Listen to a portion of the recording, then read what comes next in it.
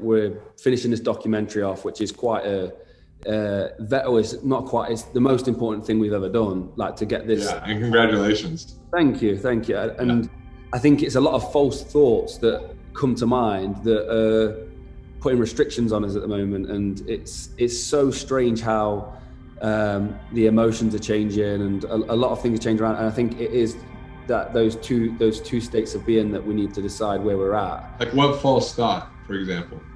Not capable of doing this is probably the biggest one. And so that is still there even after you've completed the documentary? Is it moving into now the selling of the documentary also? We're in the editing phase now, so we're halfway through the editing phase. So that's where I think we're like, oh, are we capable of doing this? But it has been, I think a lot of that was down to inaction, so fear that we were not capable of doing it. Now that we've kind of started, it's definitely starting to fade, that feeling. So let's work this for a second. You got a minute? Right. Yeah. Okay. Yeah. So when you believe you're not capable of something, it's problematic because the brain is a goal-achieving machine. So whatever you believe, like I'm not capable of this, well, on a moment-by-moment basis, as you're engaged with whatever the thing is that you're concerned you're not capable of doing, it'll produce thoughts of incapability. Mm-hmm. You'll notice those pieces that you don't do well. You'll have a creative block. You'll start to think to yourself, oh, this footage wasn't very good. Maybe this whole thing was a mistake, right? So at the foundation is the belief. But then in the moment is thinking. But the thinking is aligned with the belief. It's like you get an apple from an apple tree, right? When you're now thinking these belief manufactured thoughts in the midst of the activity, you actually begin to feel whatever those thoughts are projecting. So you begin to feel the documentary that is not very good. You begin to feel like you're not very good. You start to feel a failure of something that hasn't happened yet, right? So you begin to experience the emotions of a future that you don't want. Your emotions, which are manufactured by those thoughts, which came from the belief, your emotions determine your actions. They determine your actions, the choices that you're making in editing your documentary, right? The ideas that you do or do not have. So you begin to actually embody this, I'm not capable. It reminds me of in scripture where it says the word becomes flesh. The belief becomes you. And so you start to become incapable because you were feeling incapable, because you were thinking incapable. And now we look at the results. And you look at the results, and they're not what you're capable of doing. It's not your full creative expression. It's not your best work. And that then reinforces the belief that, see, I knew it, I wasn't capable. Yeah. But the truth is, it's not that you produced work that was below your capacity because it's true that you're not capable. You produced work that was below your capacity simply because you believed you were capable. Because that is the way the human being operating system works. Your beliefs produce thoughts, produce emotions, produce actions, produce results, and those results reinforce the beliefs. And that's why we say, very succinctly, the brain is a goal-achieving machine.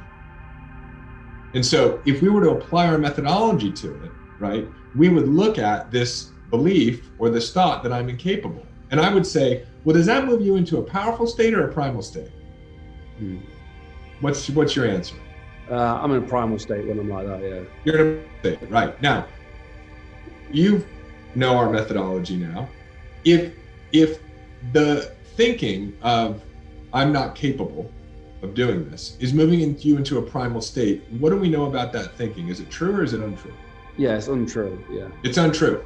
So then we say, okay, so this idea that I'm incapable is not true. So what must be true is what? We are more than capable. Yeah. You're more than capable. And then we would say, okay, so what evidence do you have, Jordan, for the fact that you're more than capable?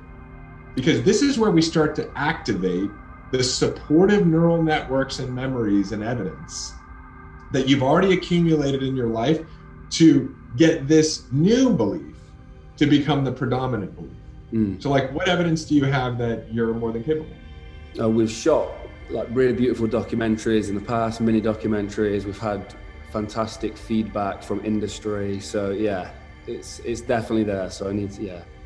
Great. So you have your own and you can't skip this part. I mean, you come up with a list for it, right? And then by the time you're done with it, you're like, I'm really fucking capable. Like, I can't even believe I was doubting my capacity, right? Mm-hmm. I can believe it because it's just a part of me, and I don't hate it. I'm not trying to stuff it down. I'm not trying to get rid of it. Oh, that's what it feels like to be incapable. That was when I was, 6 years old, and someone told me that I couldn't do something.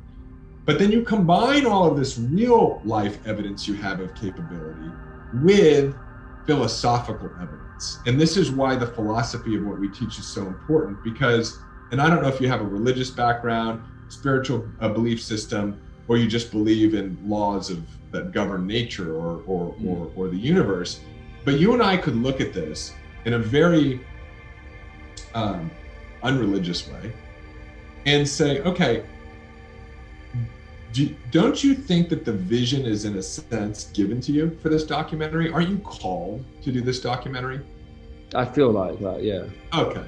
And so would it be a stretch to say that the vision that we all have is something that's kind of given to us by a greater part of ourselves? It's like a calling to go do something?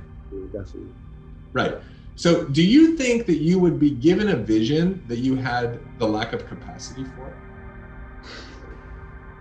No. No. It goes back to Einstein's most important decision. I mean, that's like a very Old Testament God. Let me give Jordan something that excites him, that he's going to dedicate a year or more of his life to. It's going to cost him a bunch of money, that he's going to get down to editing and not be capable of doing. Yeah, it would be cruel. Right. So we see that. And the power, I believe, of what we just walked through is, I wasn't trying to convince you of anything other than what you actually believe that you just had sort of forgotten or not applied to the situation. Mm-hmm. Right? You really believe that you've been given a vision, and that if you were given a vision, you'd be given all the tools and resources and capacity to actually make it happen. And that, combined with your own collecting of evidence of your own life, of how you're more than capable and you and the team are more than capable, now becomes the foundation for a new decision. Now, that doesn't mean that there aren't going to be times when you're editing where you forget that. You hit a little snag and it triggers you. And you go, shit, am I really capable of this? And then you go, wait a minute, I'm already playing this game, right? But before we had this conversation, you didn't have the evidence that you now have. But you're never going to look at, when you're aware of the thinking that you're incapable, you're never going to look at it the same way ever again. Are you? No, I love that. Thank you. I will hold that. Definitely over. This is real transformation. And it didn't take years of therapy, right? It didn't take even you going to a 3-day event. And it reminds me of one of the clients I worked with who felt like he didn't belong. He called me one night. He's like, hey, I was at this like really amazing get together with these movers and shakers in Miami. It was the top real estate, person in Miami. It was the top DJ, the top restaurateur, the top this, top that. And he's like, I was invited to have dinner with him because I was sort of identified as like a top person, right? 29 years old, running a multi-$10 million company, had been very, very successful since he was younger, Egyptian Muslim. So I said, okay, what's the problem? He goes, well, I moved into a primal state last night. I couldn't get out of it. I said, okay, cool. So what'd you do? He goes, well, I remember what you said, that the only cause of me moving into suffering is my own thinking. I said, okay, great. He says, so I looked at the thinking. I was like, what'd you find? And he said that I don't belong here. I was like, oh. He's like, yeah, it started out like at the core of it was I don't belong here. But then it was like, maybe this is a joke. Maybe they thought I was somebody else. Maybe there's going to be a big surprise where they're like, you're the loser in the group, ha ha ha ha, like out of a movie, right? And he's like, I just felt stressed. I couldn't be present with anybody. Like now I'm embarrassed about the way that I showed up. I said, well, what'd you do when you noticed that what you were thinking was you didn't belong here? He goes, well, I knew that it wasn't true because that's what you teach. but I couldn't see it as untrue. He was stuck in self-awareness. And this is where you and I have talked about, and I'm going to language some of this way because I think you may want to use some of what we just did here. Like it's quick, it's powerful, right? So I'm going to describe it as you and I have talked about, not we just talked about. You and I have talked about how self-awareness isn't enough. I mean, we have a whole generation of people who are stuck in self-awareness. They're aware of the fact that they feel like they're not capable, and they know it's impacting them in negative ways, but they don't know how to change it. And so I said, okay, got it, to my client. So the thinking is that you don't belong, but you can't see that as untrue. He was like, no, I think it's true. Like, these people were amazing. It was even the vice president of the Miami Heat professional basketball team. Okay. So he's trying to continue to reinforce this idea, but I'm not buying into it. Now, I had leverage with him. I had been coaching with him. I knew what his belief systems were. So I said, let me ask you a question. I said, you believe in God, don't you? Now, you don't have to pull the God card. Obviously, I don't do that with someone I'm coaching who doesn't believe in God, but he did. I said, you believe in God, don't you? He said, yes, because he's a devoutly religious Muslim. I said, yeah, so your God, is he the omnipotent, omniscient, all-knowing kind of God? He goes, yeah, that's him. I said, got it. So let me ask you a question. How did he put you in a place that you didn't belong last night? And there was just dead silence on the other side of the phone. And I hear him say, oh my God. And I said, what? He said, I belong everywhere I am. That's transformation. Right? It's a fundamental reorientation to your reality that can happen in a split second around something that has been plaguing you your whole life. Because I'm not trying to get him in front of a mirror affirming to himself, I belong, I belong, I belong, I belong, I belong. Frankly, I could have never even come up with that I belong everywhere I am, right? I just took him into the unintelligence of the thinking and asked him a couple of questions to see what was really true for him. And that's what he discovered. Now, does that mean the next time he goes out to something like that, he's not going to feel like he doesn't belong? No, but now he's got weapons. Now he comes to the game with an army, right? Because he's going to notice faster than ever before that he's moved into, I don't belong here. And he's going to be able to bring into that conversation faster, more powerfully than ever before. No, I belong everywhere I am.